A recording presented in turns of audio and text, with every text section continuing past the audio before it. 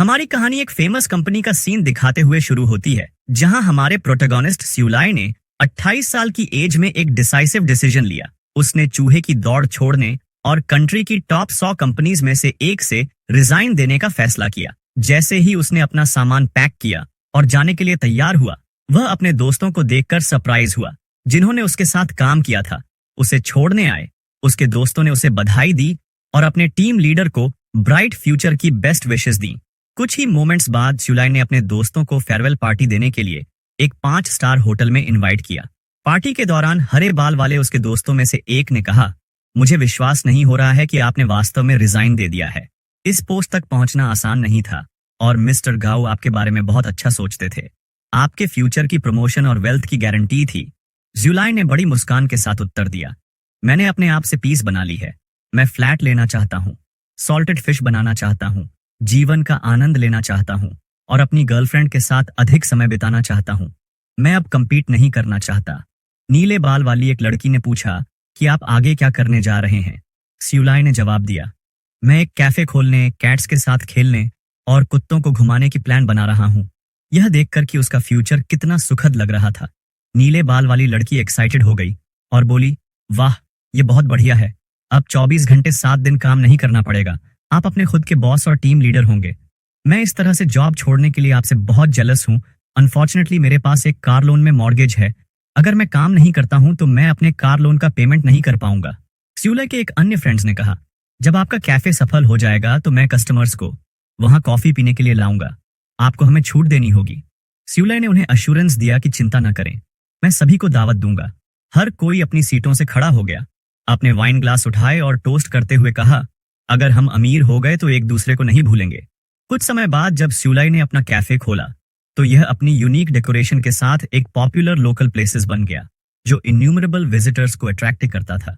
स्यूलाई future के लिए आशा से भर गया, ये महसूस करते हुए कि सब कुछ ठीक चल रहा था। अपनी गर्लफ्रेंड के साथ अपने कैफे के सामने खड़ा था।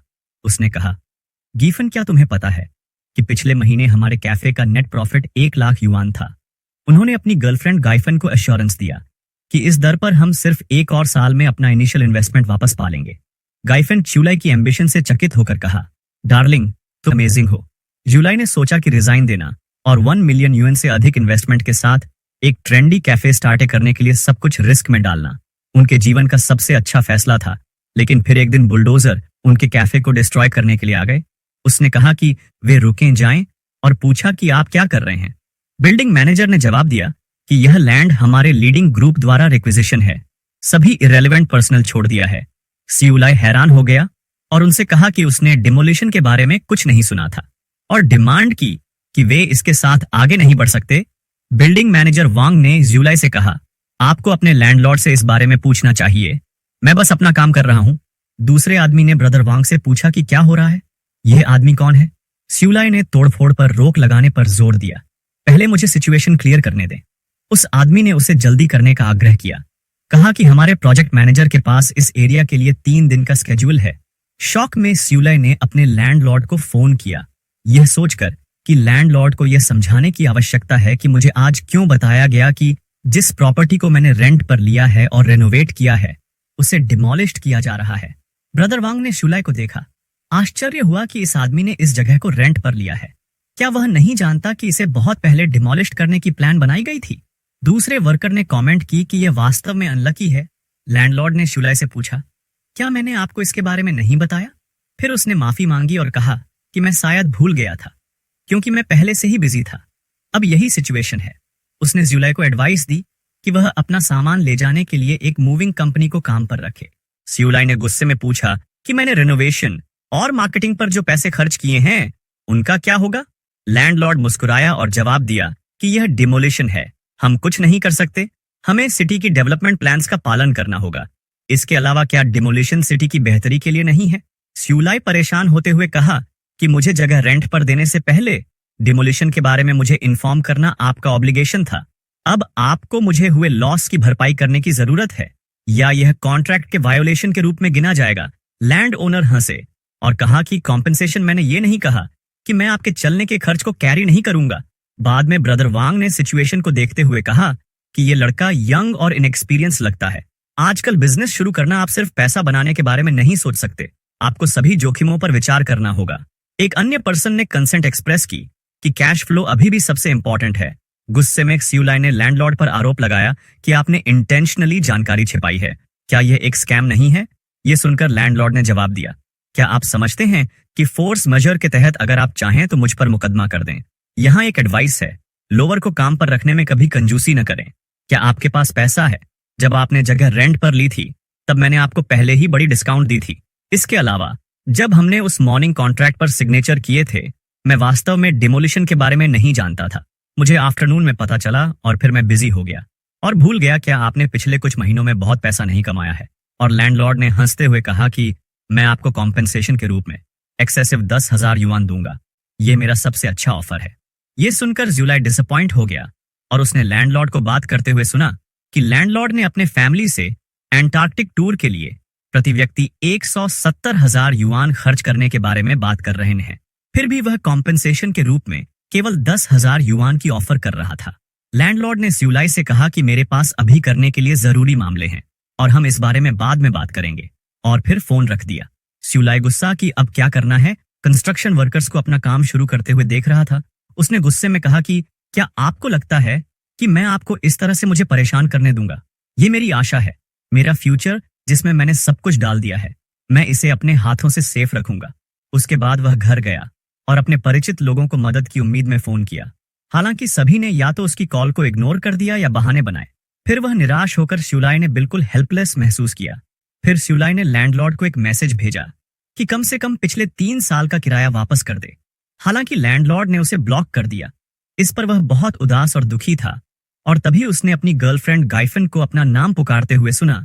सियुलाई गाइफन को वापस देखकर खुश हुई। उसने सोचा कि फॉर्चुनेटली गाइफन अभी भी मेरे साथ है। गाइफन ने सियुलाई से पूछा कि क्या उसने कोई सोल्यूशन सोचा है।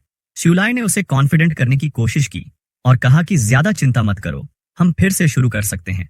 मैंने हिसाब लगाया कि टेबल, चेयर्स और कॉफी मशीन बेचने से हमें इमीडिएट जरूरतों को पूरा करने के लिए 1 लाख से 2 लाख युआन मिल सकते हैं और लैंडलॉर्ड को केवल किराया वापस करने की जरूरत है, जिससे हमें कुछ और 1 लाख युआन मिलेंगे।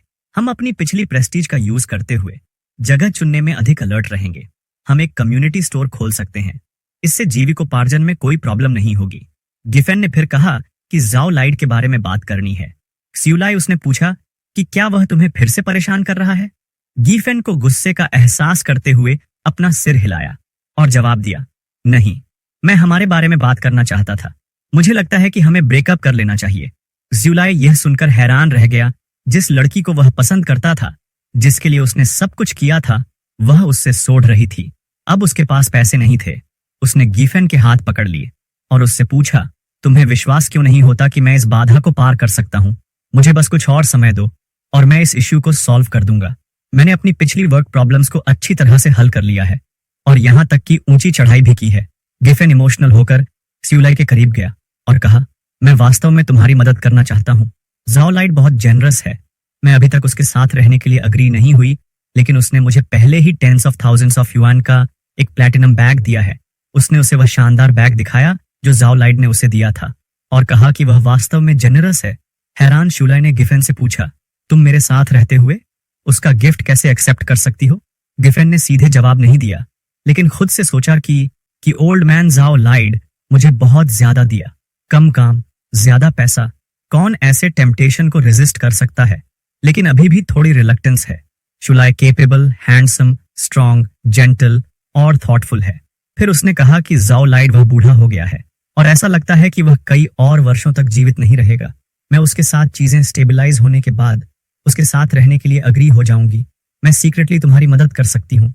हम पब्लिक से सीक्रेट हो जाएंगे। मैं वास्तव में तुमसे प्यार करती हूँ सियुलाई। तुम केवल एक हो जिसके साथ मुझे रहना पसंद है। जाओ लाइट के साथ होने से मैं आपकी करंट क्राइसिस को सॉल्व करने में भी तुम्हारी मदद कर सकता हूँ। और उसने प्रॉमिस किया था कि अगर मैं उसके साथ रहने के लिए अग्री हो जाऊं तो वह मुझे तुरंत 10 लाख युआन देगा। इन 10 लाख युआन से हम कैफे को बचा सकते हैं। ये सुनकर सियुलाई ने उसे दूर धकेल दिया और गुस्से से चिल्लाया कि भले ही मैं डेस्टिट्यूट और होमलेस क्यों ना हूं, मैं एक ककोल्ड नहीं बनूंगा जो एक वुमन पर निर्भर है, जो अपना बॉडी बेचकर मेरा भरण पोषण करती है। मैंने देखा है शेमलेसनेस क्या होती है। दफा हो जाओ यहां से। यह सुनकर गाइफेन गुस्सा हो गई क्योंकि वे डेट में डूबे एक आदमी के साथ नहीं रहना चाहती है जो रेंट अफोर्ड करने में अनेबल है। उसने जाने के लिए मुड़ गया, लेकिन जाने से पहले उसने चेतावनी दी कि वापस मत आना। अपना सिर नीचे करके मुझसे भीख मांगने के लिए शिवलाई अभी भी गुस्से में थी। उसके पीछे चिल्लाई, दफा हो जाओ, मैं कभी भी तुम्हारा चेहरा नहीं देखना चाहती। कुछ समय बाद बारिश शुरू हो गई। शिवलाई सड़कों पर भीगते हुए और हताश होकर भटकता रहा। यह सोचने की कोशिश कर रहा था कि आगे क्या करना है। उसने कैफे से अपनी कॉफी मशीन और अन्य सामान बेचने के बारे में सोचा, लेकिन बायर ने उसे बताया कि इन दिनों second hand coffee machines weight के हिसाब से बेची जाती हैं। वे उतनी कीमत की नहीं हैं जितनी उसने उम्मीद की थी, और वे टेबल और चेयर्स कितने में बिक सकती हैं। अब उसके पास रहने के लिए कोई जगह नहीं थी।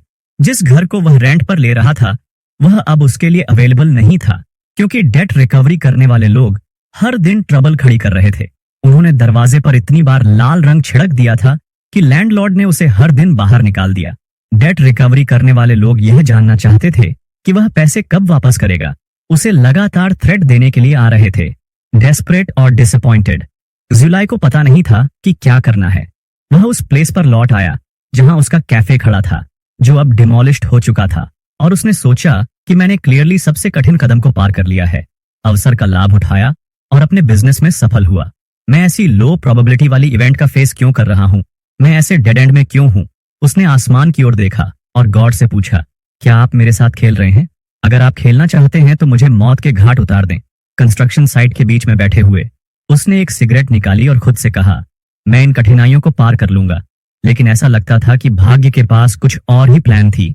एक कंस्ट्रक्शन क्रेन के ब्रेक अचानक फेल्ड हो गए और यह ली के ऊपर गिर गया।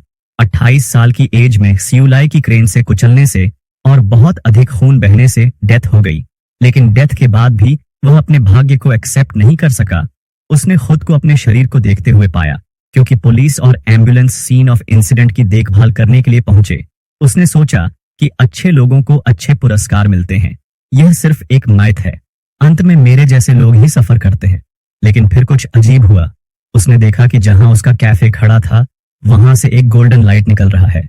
जहां कभी उसका कैफे हुआ करता था, जैसे जैसे वह उसके पास पहुंचा, गोल्डन लाइट और अधिक इंटेंस होती गई। उसने अपनी आंखें ढक ली और कहा, वहां इतनी ट्विंकलिंग गोल्डन लाइट क्यों है? लेकिन सरप्राइजिंगली उसके सामने नोटिफिकेशंस की एक सीरीज आने लगी, जिसमें लिखा था कि प्रोजेक्ट 986 शुरू हो गया है, प्रोजेक्ट 212 स्टार्ट की गई, पेंगुइन कंपनी की एस्टैब्लिश की, अलीबाबा की स्थापना की, बाइडू की स्थापना की। कंफ्यूज्ड शिवलाई ने सोचा कि क्या इसे ही जीवन कहते हैं? फिर उसकी आंखों के सामने फ्लैशिंग हुई और अधिक नोटिफिकेशंस दिखाई दी कि बीजिंग जब 2008 ओलंपिक्स की होस्टिंग का राइट्स और वीडियो में शामिल हुआ। घरों की कीमतें आसमान छू गईं। शेंजू 6 को स्पेस में भेजा गया, चिंगही तिब्बत रेलवे ओपन किया गया, और भी बहुत कुछ। ये सभी घटनाएं थीं जो उसने अपने जीवन में एक्सपीरियंस की थीं, लेकिन अब वे उसके लिए कोई मायने नहीं रखती। हालांकि ये सिर्फ उसके जीवन की घटनाएं नहीं थीं, और उसने देखी कि स्पेस में गैलेक्सीज और फ्लोटिंग आइलैंड भी देखे। सबसे चौंकाने वाला सीन था, लोग एक मॉन्स्टर से लड़ रहे थे। कंफ्यूज्ड होकर उसने सोचा कि ये चीजें क्या हैं। वे और अधिक एब्स्ट्रैक्ट होते जा रहे थे। जैसे ही उसने उनके पास जाने की कोशिश की, वह अचानक एक खाई में गिर गया। जब उसने अपनी आंखें खोली तो उसने खुद को एक क्लास में किसी के बगल में बैठा पाया। उसके बगल में बैठे लड़के ने पूछा कि क्या वह ठीक है। शिवलाई ने लड़के को देखा और चौंक गया और पूछा, जंगमिंग, क्या तुम भी मर गए हो? जंगमिंग ने हैरान होकर पूछा, क्या तुम ठीक हो? दिन के उजाले में ऐसी ऑमिनस बातें मत कहो। शिवलाई अपनी सीट से खड़ा हुआ और चारों ओर देखने लगा कि क्या यह कम से कम हेवन है। मैंने जीवन भर अच्छे कर्म किए हैं, इसलिए मुझे हेवन जाने दो। जांग मिंग ने कंफ्यूज्ड होकर पूछा, क्या तुम चेंज हो गए हो? तुम ओल्ड मैन गो की क्लास में क्यों सो रहे हो? क्या यह तुम्हारी फेवरेट क्लास नहीं है? क्या हो रहा है? पैरालाइज्ड हो गए हो या कुछ और सपना देख रहे हो? प्रोफेसर गुओ ने ज्यूलाई को देखा और पूछा, तुम अचानक क्लास के बीच में क्यों खड़े हो? फिर ज्यूलाई प्रोफेसर गुओ को देखकर स्टन्ड रह गया, क्योंकि उसके पिछले जीवन में प्रोफेसर गुओ उसके लिए एक ग्रेट बेनिफैक्टर थे। जब उसका स्कूल के दिनों में उनका फैमिली पुअर था, प्रोफेसर गुओ ने उन्हें कई तरह से सपोर्ट किया और स्कॉलरशिप के लिए एप्लीकेशन करने में उनकी मदद की, जिससे वे अपनी पढ़ाई जारी रख सकें। लेकिन अनफॉर्चुनेटली अच्छे लोगों को हमेशा अच्छा रिवॉर्ड नहीं मिलता है, क्योंकि वो एक रिच सेकंड जनरेशन की लड़की थी। जंग ज्वेली ने प्रोफेसर गो पर अपने थीसिस डिफेंस को पास करने के लिए उनके साथ सोने के लिए मजबूर करने का झूठा आरोप लगाया था। प्रोफेसर गुओ ने सभी को यह समझाने की कोशिश की कि यह सच नहीं है। उन्होंने जोर देकर कहा कि जांग शुएली बकवास कर रही थी और उन्होंने कभी भी उनसे ऐसी बातें नहीं कही थीं। हालांकि किसी ने उन पर विश्वास नहीं किया क्योंकि जांग शुएली एक रिच और पावरफुल फैमिली से थी। उन्हें फंसाने के लिए अपने प्रभाव का इस्तेमाल किया। प्रोफेसर शर्म और फॉल्स एलिगेशंस को सहन करने में असमर्थ होकर प्रोफेसर गुओ ने ट्रेजिकली सुसाइड कर ली। इसी तरह क्सुइलाई के बेनिफैक्टर की उसके सामने ही डेथ हो गई। प्रोफेसर गुओ को फिर से देखकर क्सुइलाई भावुक हो गए और उन्हें कसकर गले लगा लिया और कहा, प्रोफेसर गुओ, मैं जानता था कि आपके कैरेक्टर के साथ आप डेफिनेटली हेवन जाएंगे। मुझे नरिश करने के लिए आपका बहुत बहुत धन्यवाद। आपके केयरफुल गाइडेंस के बिना मैं यहाँ नहीं पहुंच पाता। आपको रीइंकार्नेशन के लिए तैयार रहना चाहिए। मुझे कितने नंबर आगे की गणना करनी चाहिए कि मैं कब रीइंकार्नेशन ले सकता हूँ। मैं आपके लिए वेल्थ और ग्लोरी से भरे अच्छे रीइंकार्नेशन की कामना करता हूँ। गुस्से में प्रोफेसर गुओ ने एक बुक पकड़ी और स्यूलाई के सिर पर मारा और कहा, तुम किस बारे में बात कर रहे हो? क्या तुम्हें रीइंकार्नेशन की जल्दी है और तुम मुझे भी इसमें खींच रहे हो? तुमने कल कितना सुअर का मूत्र पिया था? जांग मिंग जल्दी से स्यूलाई के बचाव में आया और प्रोफेसर गुओ से कहा कि स्यूलाई ने आज सुबह अपना सिर मार लिया है और वह क्लियरली नहीं सोच पा रहा है। आप जेनरस हैं, इसलिए इसे बस उसके कंफ्यूज्ड होने के रूप में लें, इसका बुरा ना माने। तब जोंगमिंग ने चुइलाई की ओर मुड़कर पूछा कि आज तुम्हें क्या हो गया है? गुओ चांगो के सामने सिली चीजें कर रहे हो। जल्दी करो और अपनी सीट पर वापस जाओ। क्या तुम फेले होना चाहते हो? देखो कि तुम सपना देख रहे हो या क्लास में हो। शॉक्ड शुलाई को सरप्राइज हुआ कि जोंगमिंग का क्या मतलब था, लेकिन जैसे ही उसने चारों ओर देखा उसे एहसास हुआ कि वह एक क्लास में था। ये देखकर चौंक गया। वह चुपचाप अपनी सीट पर लौट आया। तब जोंगमिंग ने एडवाइस दी कि क्लास के बाद अपना फेस वॉश कर लो। मैंने तुमसे कहा था कि रात में देर तक पढ़ाई मत करो। लेकिन स्यूलाई अभी भी कंफ्यूज था और उसने सोचा कि हेवन मेरे यूनिवर्सिटी क्लास की तरह क्यों दिख रहा है। और ये एपिसोड यहीं पर खत्म होता है। अगर आपको नेक्स्ट एपिसोड चाहिए तो वीडियो को लाइक, शेयर, कमेंट और चैनल को सब्सक्राइब करना न भूलें।